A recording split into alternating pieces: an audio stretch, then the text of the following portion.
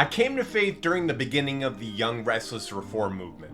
The one thing we were all passionate about in that movement was the 5 points of Calvinism. Romans 9 was our favorite chapter of the Bible, and we loved showing how Calvinism gives God the most glory by proclaiming his sovereignty against Arminianism, which focused on man's free will. During this season of life, everyone I knew spoke as if the Calvinism-Arminianism debate were a duality. There's only two options. Everyone was going to be either one or the other. Zondervan published a set of books, Why I Am a Calvinist and Why I Am an Arminian. And that's it, because that's how everyone viewed it, as a choice between two views. Pick your side. But later in life, I learned that they're not the only historical view. Instead, there's another position on predestination, which is the Lutheran view. Dr. Jordan Cooper, a Lutheran theologian, explains it this way. Lutherans are more often than not left out of the discussion regarding predestination. It is common to hear Calvinism and Arminianism expressed as two alternative theological systems to the neglect of a third option. The Lutheran approach to predestination serves as a mediating view between both Calvinistic particularism and Arminian free will theology. In today's video, I'm going to explain the Lutheran position on predestination. I'll compare it to the 5 points of Calvinism, showing what Lutherans accept, reject, or modify. And finally, I'll share the one missing piece of information that kept me from truly understanding the Lutheran view for over a decade. Oh, I get it now. Let's begin. Before we can understand the Lutheran view of salvation, we need to briefly explain Calvinism, since that's the framework most people use when discussing predestination. Calvinism teaches that God alone brings about a person's salvation from start to finish. It's monergistic, meaning God works alone without human cooperation. Calvinism is often summarized by the acronym TULIP. Total depravity, which means that man is entirely corrupted by sin and unable to come to God on his own. Unconditional election. God chooses certain individuals for salvation, not based on anything they have done or will do. Limited atonement. Christ died only for the elect, not for everyone.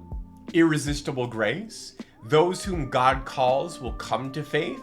His saving work cannot ultimately be resisted.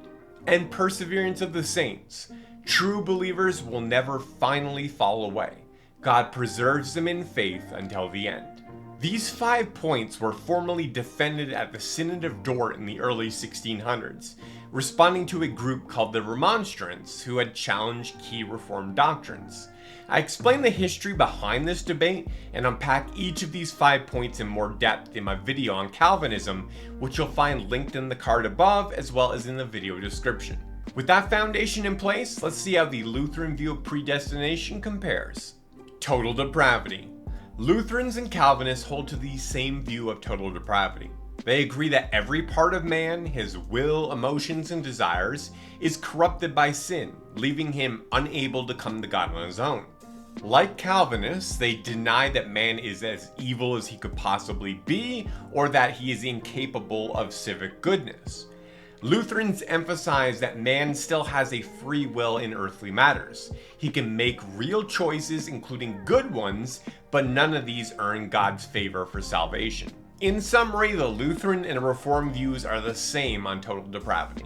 Unconditional election.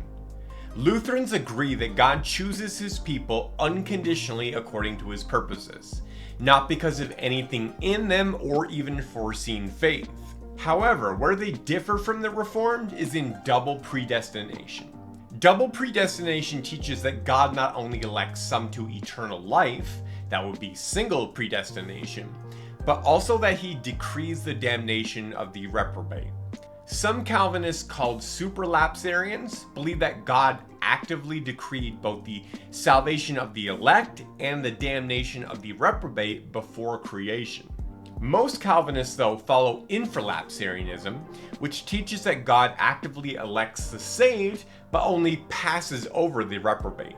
He leaves them in their sin, allowing them to follow their own sinful desires and receive the just judgment that they deserve. Lutherans reject all forms of double predestination. both the active decree of the reprobate in supralapsarianism, as well as the passive passing over of infralapsarianism. They hold to single predestination, meaning that God's election only refers to those who will be finally saved, while emphasizing that a person's damnation is their sole responsibility. In summary, Lutherans partially agree with the Reformed on unconditional election. They affirm single predestination for the elect, but reject double predestination for the non-elect. Limited atonement. Lutherans reject the Reformed doctrine of limited atonement, which teaches that Christ died only for the elect. Instead, they believe in universal atonement. Christ's death was for every individual, elect and non-elect alike. However, the benefits of that atonement are applied only to those who have faith, preventing a universalist conclusion. In summary, Lutherans differ from the Reformed on limited atonement. They believe that Christ died for all people, not just the elect. Irresistible grace. Lutherans reject the Reformed view of irresistible grace. They believe people can and do resist God's grace. Now, they would not say that God is powerless to overrule a person's will. He certainly can and sometimes does for his own purposes. But as a rule, he allows people to reject his offer of grace. In summary, Lutherans differ from the Reformed on irresistible grace. They believe God's grace is resistible by all people. Perseverance of the saints. Lutherans reject the Reformed doctrine of the perseverance of the saints, though there is some commonality. Like the Reformed, they believe that no outside force, whether Satan, sin, or the world, can snatch a believer out of God's hands. But unlike the Reformed, they teach that true believers who have been regenerated and possess salvation can apostatize by their own choice and receive eternal judgment. Yet, like the Reformed, they affirm that the elect will persevere in faith to the end of their lives. In summary, Lutherans partially agree with the Reformed on perseverance of the saints. They differ in believing that regenerate Christians can fall away from the faith, though they agree that the elect will ultimately persevere. To show that the Lutheran view is truly a distinct third position, let's summarize where they agree with the Reformed and where they part ways. Like the Reformed, Lutherans affirm the doctrine of total depravity, that God predestines the elect unconditionally apart from foreseen faith, that regeneration precedes faith. Lutherans believe that even infants are given faith through baptism. Do we believe that regeneration precedes faith in a logical sense? Yes. Right. When we're talking about logical order of what happens or what's causing what, regeneration causes faith. Yes. And that the elect will persevere in faith to the end and be finally saved. Now, where Lutheranism departs from the Calvinist view is in rejecting double predestination, limited atonement, irresistible grace, and perseverance of the saints, believing instead that the regenerate can truly apostatize. I didn't grow up Lutheran. I grew up Calvinist. And because of that, I found the Lutheran view incredibly hard to understand. I just don't get it. For years, it just sounded like a contradictory system. I understood how you could reject limited atonement and still stay within a broadly reformed framework. There's even a name for that called Arminianism. But I found it hard to understand how rejecting any other point wouldn't force you to throw out the whole TULIP.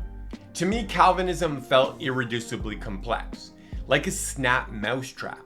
It's got a base, hammer, spring, holding bar, and trigger.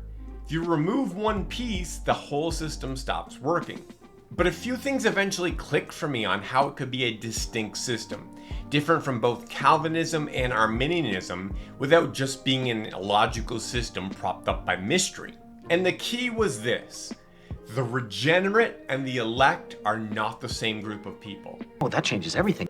See, in the Lutheran system, all of the elect are regenerate, but not all the regenerate are elect.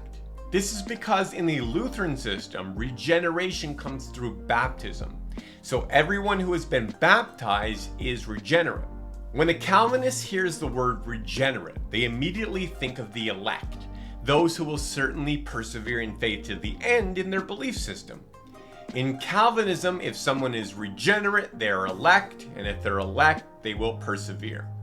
But for Lutherans, elect and regenerate are two distinct categories. Both groups experience true faith at some point in their lives, but the elect are those whom God has eternally and secretly chosen for final salvation, something we can only recognize when a person dies in faith. The regenerate, however, are those who have been given new spiritual life and true saving faith through baptism, but they may or may not persevere. So if a baptized person later walks away from Christ and dies in unbelief, Lutherans would say that that person truly possessed salvation at one point, but they were not elect, for the elect do persevere in faith and will receive eternal life. If you want to go deeper on this topic, I recommend The Great Divide, a Lutheran evaluation of Reformed theology by Dr. Jordan Cooper. Dr. Cooper is a Lutheran pastor, and he also serves as chair of Lutheran dogmatics at American Lutheran Theological Seminary. In this book, he clearly lays out where Lutheranism agrees with and differs from Reformed theology. I relied heavily on his work to understand the Lutheran view of predestination. I've got a link to his book in the video description.